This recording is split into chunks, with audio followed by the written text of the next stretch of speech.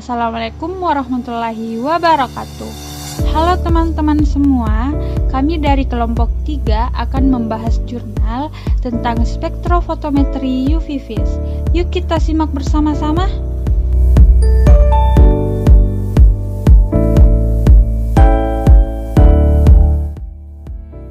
Kelompok 3 ingin menjelaskan mengenai spektrofotometri UV visible dengan judul Analysis of the Lead on Liptin Cosmetic on the Market Using UV vis Spectrophotometry Method, dengan arti analisis timbal pada kosmetik liptin yang beredar di pasaran menggunakan metode spektrofotometri UV visible.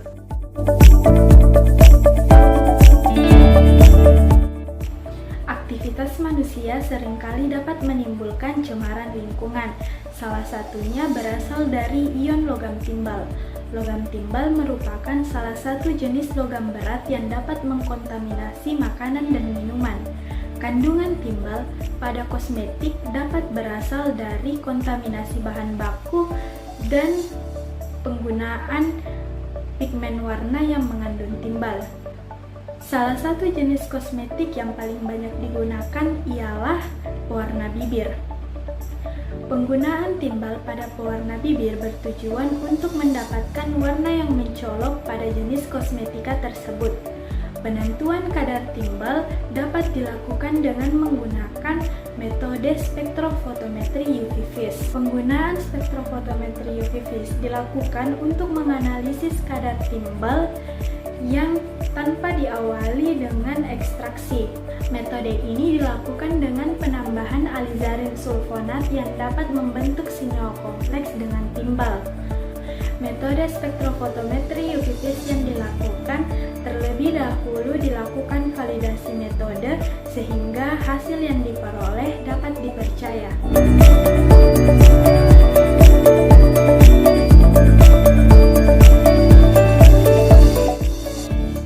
Adapun metode yang pertama yaitu linearitas. Masing-masing konsentrasi sampel simulasi yang telah ditambah dengan larutan standar diambil sebanyak 500 mikroliter, kemudian ditambahkan 1 ml buffer asetat dan 1 ml alizarin sulfonat.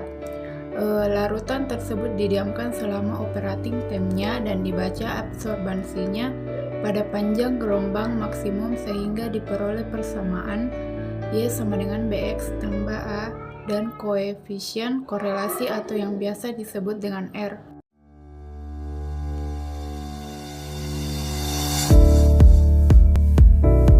Metode selanjutnya yaitu batas deteksi dan batas kuantitasi. Batas deteksi adalah jumlah terkecil analit dalam sampel yang dapat dideteksi masih memberikan respon signifikan dibandingkan dengan blanko. Sedangkan batas kuantitasi menunjukkan kuantitas terkecil analit dalam sampel yang masih dapat memenuhi kriteria cermat dan seksama. Nah, untuk penentuan batas deteksi dan batas kuantitasi dilakukan dengan perhitungan statistik dari data linearitas. Rumus perhitungan batas deteksi adalah 3 dikali simpang baku residual dibagi slope atau yang disimbolkan dengan B. Sedangkan untuk batas kuantitasi dilakukan dengan menghitung 10 dikali simpang baku residual dibagi slope. Masing-masing konsentrasi sampel stimulasi yang telah ditambahkan dengan larutan standar Pb NO3 2 diambil sebanyak 500 mikroliter. Kemudian ditambahkan bulfur asetat pH 4 sebanyak 1 ml dan alizarin sulfonat 1 ml. Diamkan selama waktu operating time-nya. Masing-masing konsentrasi dibuat pengulangan sebanyak 3 kali. Absorbansi masing-masing konsentrasi dibaca pada panjang gelombang 493 Newtonmeter dan dihitung persen perolehan kembali atau persen recovery.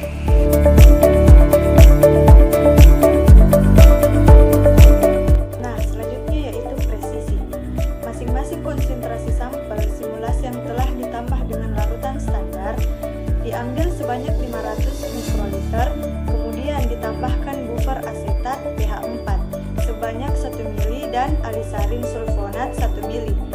Sedangkan selama operating time-nya, masing-masing konsentrasi dilakukan 3 kali pengulangan dan diperiksa masing-masing 6 kali. Keterulangan metode analisis dinyatakan sebagai standar divisi atau SD dan koefisien variasi atau MAVE. Pengukuran kadar PB2 pada sampel leptin. Masing-masing konsentrasi diambil sebanyak 500 ml, kemudian diambil buffer asetat dengan pH 4 sebanyak 1 ml dan anisarian sulfonat 1 ml. Diamkan selama operating time-nya. Ukuran absorban sampel dengan spektrometer UV visible pada panjang gelombang maksimal. Kemudian dibuat kurva hubungan antara konsentrasi terhadap absorbasi dilakukan dengan perhitungan terhadap kadar timbal pada leptidnya.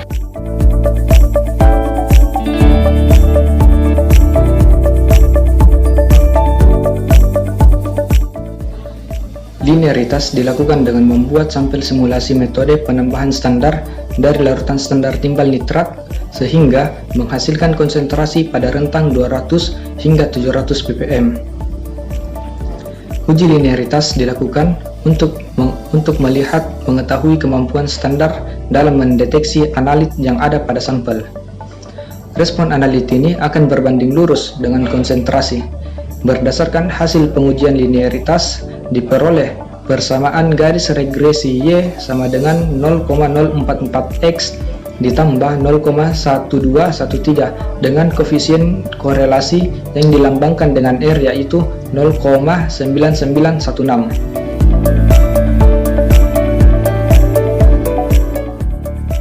Selanjutnya adalah batas deteksi dan batas kuantitasi.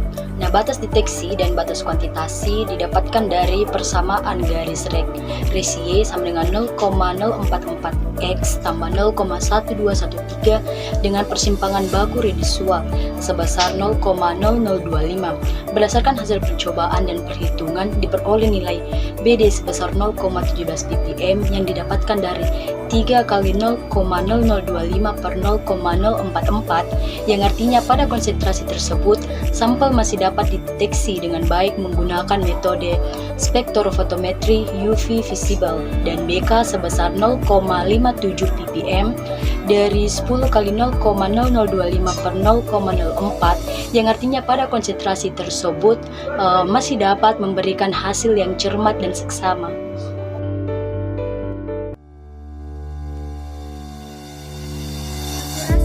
Akurasi menunjukkan derajat kedekatan hasil analis dengan kadar analit yang sebenarnya. Akurasi dinyatakan sebagai persen perolehan kembali atau persen recovery, di mana untuk mendapatkan persen recovery digunakan rumus kadar terukur atau kadar sebenarnya dikali dengan 100%. Akurasi dilakukan terhadap 3 konsentrasi standar berbeda, yaitu 4, 8, dan 14 ppm yang ditambahkan ke dalam sampel simulasi berupa gel. Hasil perolehan kembali atau persen recovery dapat dilihat pada tabel data akurasi di samping, di mana kadar terukur diambil dari C terhitung dan kadar sebenarnya diambil dari C atau ppm. Maka hasil konsentrasi penambahan standar 4, 8, dan 14 ppm berturut-turut 97%, 93,8%, dan 98,6%. Selanjutnya, presisi. Presisi menunjukkan ukuran derajat kesesuaian antara individual dari rata-rata jika prosedur digunakan secara berulang pada sampel yang diambil dari campuran yang homogen. Presisi diukur sebagai standar deviasi dan koefisien variasi. Dalam penelitian ini, menetapkan keterulangan metode sebagai parameter presisinya. Keterulangan merupakan keseksamaan metode jika dilakukan berulang kali oleh analis yang sama pada kondisi yang sama dan interval waktu yang pendek. Pada tabel data presisi menunjukkan bahwa hasil koefisien variasi yang diperoleh yaitu tidak ada yang lebih dari 2%, sehingga nilai presisi telah memenuhi syarat parameter validasi.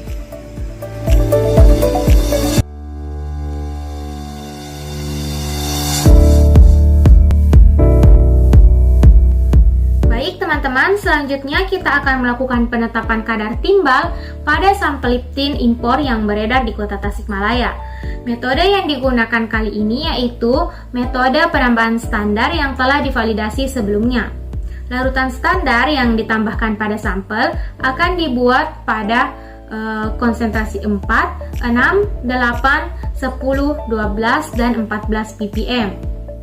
Teman-teman bisa lihat pada tabel di samping, tabel tersebut berisi hasil yang didapat dari pengukuran menggunakan spektrofotometri UV vis, di mana diperoleh garis persamaan linear yaitu Y sama dengan 0,382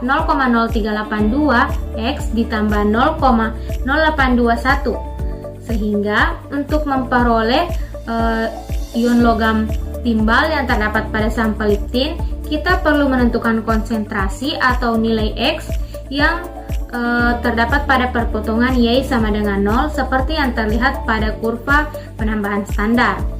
Sehingga jika Y sama dengan 0, maka X sama dengan 0,0821 per 0,0382 sama dengan 2,149. Dengan demikian diperoleh untuk nilai konsentrasi timbal yang terdapat pada sampel liptin yang beredar di Kota Tasikmalaya yaitu sebesar 2,149 ppm. Untuk nilai konsentrasi seperti ini itu masih dapat dinyatakan aman untuk berada dalam kosmetika jenis liptin impor yang beredar dan digunakan oleh masyarakat. Doain ya teman-teman, kami mendapat nilai yang bagus dan semoga apa yang kami sampaikan dapat bermanfaat bagi teman-teman semua.